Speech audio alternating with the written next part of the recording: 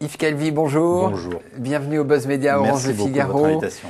Alors, vous êtes animateur télé, radio, et vous avez fait votre rentrée sur RTL cette année. Vous l'avez fait tous les matins, 8h15, c'est l'horaire de la chronique. Ça s'appelle le choix d'Yves Calvi. C'est du lundi au vendredi. Alors, le choix d'Yves Calvi, et on s'en rend compte en l'écoutant, vous assumez vos choix. C'est des personnalités qu'on ne voit pas beaucoup. Par exemple, ce matin, c'était le jeune ambassadeur de France en Irak. Oui. C'est quoi cette spécificité? On n'est jamais, quand on est journaliste professionnel et qu'on arrive dans la tranche leader de la radio leader, par ailleurs je l'écoute moi cette radio, française, le problème c'est comment on se pose, qu'est-ce qu'on a à dire. Donc il était évident par définition et à contrario, je n'allais pas refaire l'interview de Jean-Michel Apathy, j'ai pris un taxi pour venir vous voir et le chauffeur de taxi me disait je vous écoute, c'est super, et puis Apathy il déchire, pardon. Donc je n'allais pas déchirer derrière Apathy, si vous m'autorisez cette expression. Et puis c'était c'était très clair quand j'en ai discuté avec Christopher Baldelli. Et je pense que l'antenne avait envie juste, à ce quart d'heure, de trouver une personnalité qui reste dans l'esprit de la tranche matinale d'RTL et qui fasse venir ce que nous on a pris par définition, on a appelé entre nous l'homme ou la femme du jour, quand il n'est pas politique. Et puis très ponctuellement de temps à autre, il pourra y avoir. Vous imaginez bien qu'à lendemain d'élection, Jean-Michel aura des invités politiques et moi aussi. Mais voilà, Jean-Michel fait la politique, on pourrait dire d'une certaine façon que je fais le reste avec l'homme ou la femme du jour. Ça va pas être très people, c'est plus des personnalités intéressantes qu'on voit peu. Je pense qu'il y aura de tout, c'est-à-dire que je ne veux rien fermer. Cette semaine, on cherchait à avoir aussi bien Rémi Flimelin qu'un footballeur de l'équipe de France, mais quand l'ambassadeur de France en Irak est notre plus jeune ambassadeur dans le pays le plus exposé, qui vend la France aux Irakiens et qui d'une certaine façon vend l'Irak aux Français, parce que c'est ça qui est assez troublant dans l'interview qu'on a fait ce matin, on s'est dit, faut pas passer à côté de cette personnalité. Il avait des choses à nous dire, les Américains s'en vont. Enfin, il y aura toujours une justification d'actualité.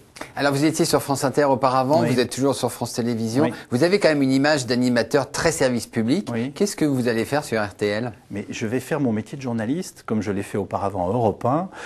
Et moi, il y a quelque chose. Dieu sait si je suis en harmonie dans les maisons de service public où je travaille, mais quand je fais le métier que j'aime, avec l'émission que j'aime et les responsabilités qui me conviennent. Donc je n'ai jamais voulu être un porte-étendard, et je ne dis pas ça pour me justifier maintenant que je suis à RTL, un porte-étendard du service public. Nos camarades de Télérama ou du Monde Télé, en gros tous les 3 mois me proposaient de faire une interview, me disaient alors voilà, vous vous rendez compte, France 5, France 2, France Inter. Oui. C'est un concours de circonstances que j'assume bien volontiers, mais c'est un concours de circonstances. Moi, je suis toujours passé de l'un à l'autre. Je continuerai à le faire et c'est en dehors de mon système de valeurs de m'inscrire dans un esprit de chapelle quel qu'il soit. Alors, on a vu, il y a eu beaucoup de départs chez France Inter. Oui. Il y a un mauvais état d'esprit. C'est pour ça que vous êtes parti? Alors, je vais vous dire.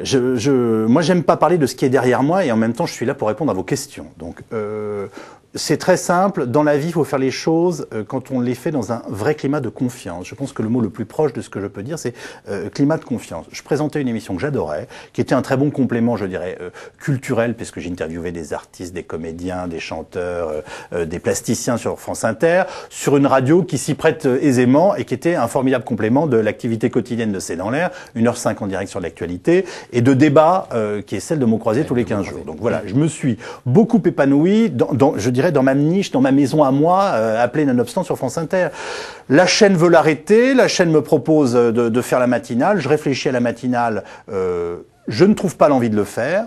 Et voilà, il fallait en tirer, et Inter m'a rien proposé d'intéressant. Vous en avez tiré les conséquences? J'en ai tiré les conséquences, et il se trouve que, voilà, j'étais en bon rapport avec RTL de longue date, que j'avais vu Christopher Baldelli, comme il est normal qu'un journaliste comme moi le fasse, je dirais, 1 à 2 fois par an où on se parle, et il m'a proposé quelque chose qui m'a surpris, qui m'a intéressé. J'ai dit 8h15, formidable, voilà. Et puis je changeais d'univers, je changeais de radio, je changeais de couleur, et j'allais sur une interview que j'ai pas faite depuis longtemps, qui est l'interview courte d'actualité. Donc voilà, c'est une remise en cause me concernant qui me convient. Alors, vous êtes toujours sur France 5 avec l'émission C'est dans l'air et vous allez recommencer sur France 2 Mots croisés, une des rares émissions politiques. Là, tout l'état-major de France Télévisions a changé. Vous avez rencontré Rémi Fimelin et vos nouveaux patrons, Bruno Patino et Claude-Yves Robin? Je n'ai rencontré absolument personne. Mais c'est de ma faute. Vous savez, ma rentrée à RTL s'est faite lundi et il se trouve que c'était la conférence de rentrée de France Télévisions.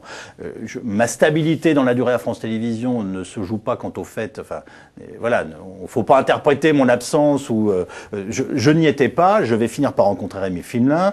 Je crois pouvoir dire que Claude-Yves Robin est un ami avec qui je travaille depuis des années, puisqu'il a été mon directeur à France 5. On s'est croisé dans le groupe Lagardère quand j'étais à Europe 1, enfin que je le connais. Voilà. Donc je vous avoue que je ne devrais pas dire ça, mais enfin, je dors un peu sur mes deux oreilles et on va parler de l'avenir maintenant. Voilà. Alors, comme vous présentez donc Mots croisés, une des émissions politiques, vous n'avez pas peur de subir le sort d'Arlette Chabot à 18 mois des présidentielles? Bah, écoutez, là aussi, pour tout vous dire, je me suis pas posé la question. Je crois que quand on vous confie une émission de ce type, on ne doit pas se poser la question de savoir quand ça s'arrête ou quand ça recommence. Je peux juste constater qu'Arlette, qui est quelqu'un que j'aime beaucoup, qui est une excellente présentatrice et qui a été une directrice de l'info avec qui j'ai adoré travailler, voilà, on l'a mis en situation de choix. Ouais. Je m'interroge. Voilà, c'est normal sur le pourquoi de tout ça. Vous en avez parlé avec elle? Non, je lui ai juste... vous savez, la veille de mon retour à l'antenne d'RTL, et donc sur France 5, j'étais quasiment encore en vacances. Donc, quand j'ai appris qu'elle allait être remplacée, je lui ai envoyé un SMS que je qualifierais d'affectueux. Dès que j'ai mis un pied à France 2, je suis monté à son bureau pour l'embrasser. Elle n'était pas là. Je lui ai laissé un petit mot que je qualifierais de affectueux, parce que c'est la nature de mes relations avec elle. Et je peux juste dire que j'ai adoré travailler avec elle et avec l'équipe qui était en place. Alors, sur un registre moins affectueux, quand même, on rentre dans une période d'élection présidentielle, c'est toujours une période tendue. Tendue, oui. Vous êtes exposé avec Mots croisés. Comment est-ce que vous allez aborder cette période? Je crois qu'il faut surtout que je me pose aucune question. C'est-à-dire que je continue à faire mon travail comme je l'ai toujours fait. Et puis après, un journaliste qui présente une émission de service public, c'est un journaliste responsable par définition.